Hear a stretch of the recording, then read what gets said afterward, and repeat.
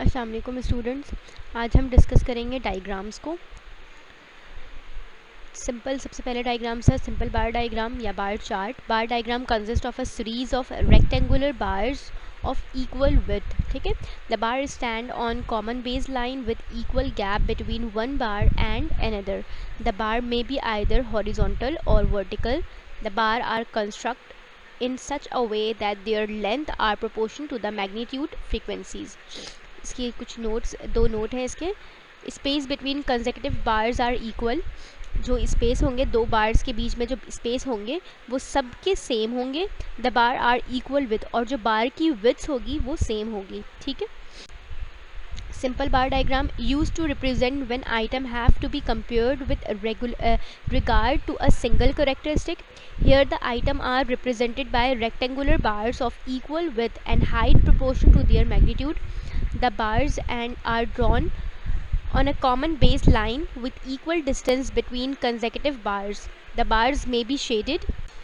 ये आपके पास एक सिंपल बार की एग्जांपल है। ठीक है, क्या है? An example shows the daily temperature का डेटा गिवन है, उसके कॉरेस्पॉन्डिंग एक सिंपल बार डायग्राम्स बनाई गई है। अब जो आपके पास मैंने जो दो नोट्स बनाए थे वो क्या थे कि हर बार की जो विथ, अगर आप इंडिविजुअल सारे बार्स को देखें तो सबकी विथ जो है वो क्या है, सेम है।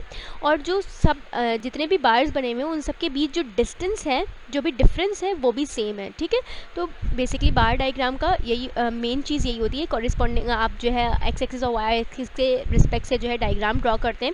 इंडिपेंडेंट वेरिएबल जो है आपके एक्स एक्सिस पर आ जाता है और डिपेंडेंट जो है वो वाई एक्सिस पर चला जाता है। ठीक है, और उसके कॉरेस्पॉन्डिंग जब आप ग्राफ को ड्रॉ करते हैं तो जो बार की विड्थ होती है वो सेम होती है, और जो सारे बार्स के बीच में जो गैप्स होता है वो भी सेम होता है। ठीक है, सिंपल बार डायग्राम, ये सिंपल बार डायग्राम इससे पहले जो हमने पढ़ा था वो क्या था, हॉरिजॉन्टली था। ये क्या है, वर्टिकल है। ठीक है, तो बार डायग्राम्स जो भी जितने भी बार डायग्राम्स होंगे वो सब हॉरिजॉन्टल और वर्टिकल दोनों बेसिस पर बन सकते हैं। ठीक है, और इसके लिए भी सेम डिटर्मिनेशन होगी कि एक्स एक्सिस पर आपके पास इंडिविजुअल वेरिएबल्स आएंगे और वाई एक्सिस पर डिपेंडेंट वेरिएबल्स आएंगे। एंड देन आप जो ग्राफ्स ड्रॉ करेंगे हर बार की विड्थ सेम होगी और उसके बीच जो डिफरेंस होगा वो भी सेम होगा। ठीक है, multiple bar diagram, when there are two or more different comparable set of valued multiple bar are drawn.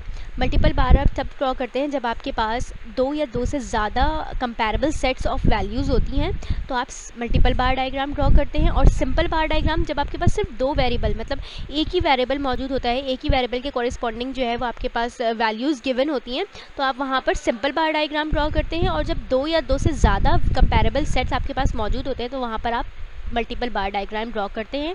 Here set of rectangular bars of equal width and with height proportion to the values are drawn. The bars corresponding to the same unit and placed together adjacent to one another. The diagram is shaded properly and an index is provided. ठीक है, आप हर बार को जो है properly shade करते हैं और उनका उसका जो इंडेक्स है वो बनाते हैं। इंडेक्स का मतलब क्या है कि साइड पे आप मेंशन करें कलर्स के थ्रू कि कौन सा बार कौन से जो आपका वेरिएबल है उसको डिटरमाइन कर रहा है। ठीक है, ये सिंपल बार डायग्राम की आपके पास एग्जांपल एक बनी हुई है। ठीक है, इसमें types of vegetable pound sold के रिस्पेक्ट से जो है वो सिंपल बार डायग्राम, मल्टीपल बार डायग्राम ड्रॉ किया गया है।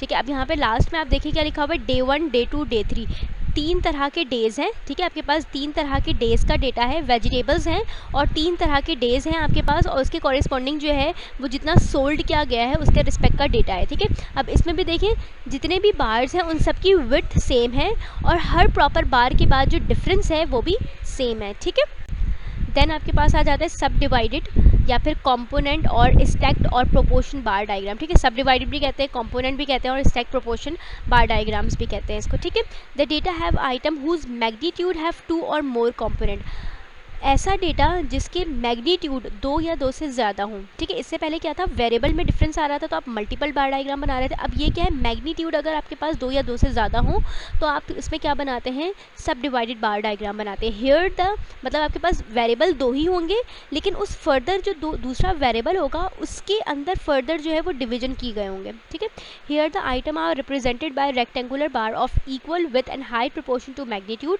Then the bar are divided so that the subdivided in height represent the component. To distinguish the component from one another, clearly different shade are applied and an index describing the shade is provided.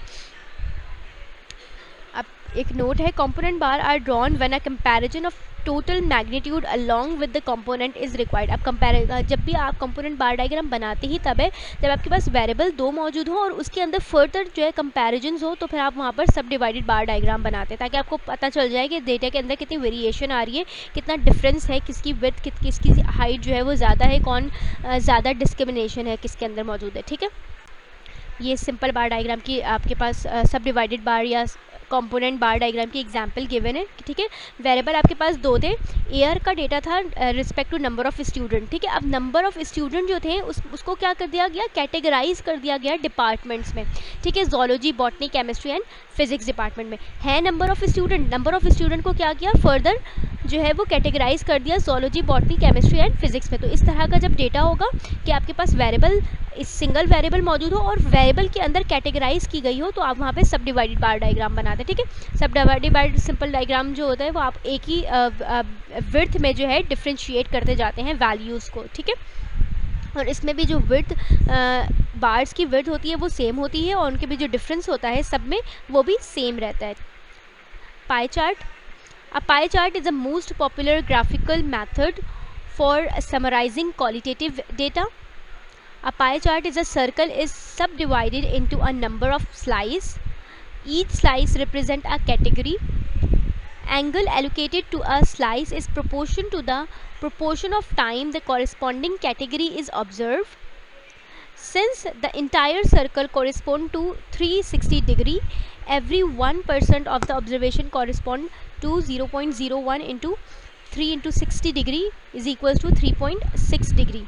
ठीक है, एक complete whole circle जो होता है वो आपके पास 360 degree का होता है और हर परसेंट जो है वो 0.01% डेटा जो है वो ऑब्जर्व करता है। मतलब हर जो पार्ट होगा वो 3.6 डिग्री का जो ऑब्जर्वेशन है वो लाई करेगा उसमें। ठीक है, पाई चार्ट की एग्जांपल है अब। ठीक है, आपके पास जो डेटा गिवन है एरिया के corresponding number of graduates given है। ठीक है, एरिया कौन कौन सा है, अकाउंट, फाइनेंस, मैनेजमेंट, मार्केटिंग और अदर।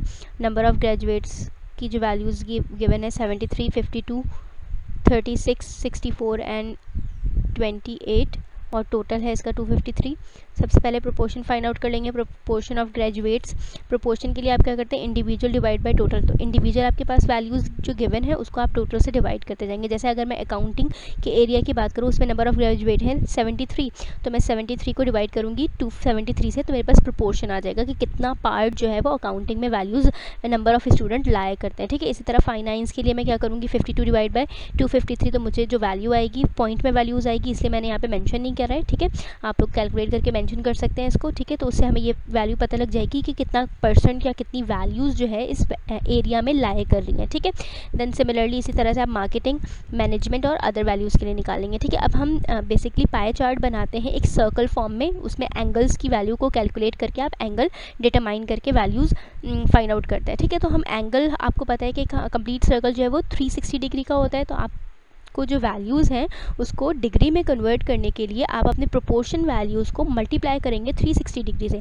मतलब अगर आपका जो अकाउंटिंग का प्रोपोर्शन आया कितना 73 डिवाइड बाई 253, उसको मैं मल्टीप्लाई करूँगी 360 डिग्री से। ठीक है, एंगल में कन्वर्ट करने के लिए। तो मेरे पास वैल्यू क्या आ गई है 103 पॉइंट समथिंग, कुछ राउंड अबाउट आ रही थी, तो मैंने पूरा स्पेसिफिकली जो है उसको 104 डिग्री ले लिया। ठीक है, इसी तरह से जब मैंने 52 डिवाइड बाई 253 फाइनेंस के लिए जब काम किया 52 divide by 253 multiply by 360 degree, तो आपके पास 73 पॉइंट समथिंग वैल्यू आ रही है, उसको भी राउंड अबाउट करके 74 डिग्री ले लिया। Similarly management, marketing and other values, other area के लिए काम किया। ठीक है, अब अगर आप इसका सम करेंगे, क्योंकि मैंने इसको इंडिविजुअली 360 पार्ट में इंक्लूड करा है, तो जब मैं इस सारी वैल्यूज़ को कैलकुलेट करूँगी तो इसका जो वैल्यू है, इसका जो सम है वो 360 डिग्री या राउंड अबाउट 360 डिग्री आएगा। मतलब अगर आप उसको पॉइंट वैल्यूज़ में लिखेंगे तो हो सकता है कि नियर टू 360 डिग्री आ जाए, लेकिन स्पेसिफिकली इतना ही आएगा, इससे कम नहीं आ सकता। मतलब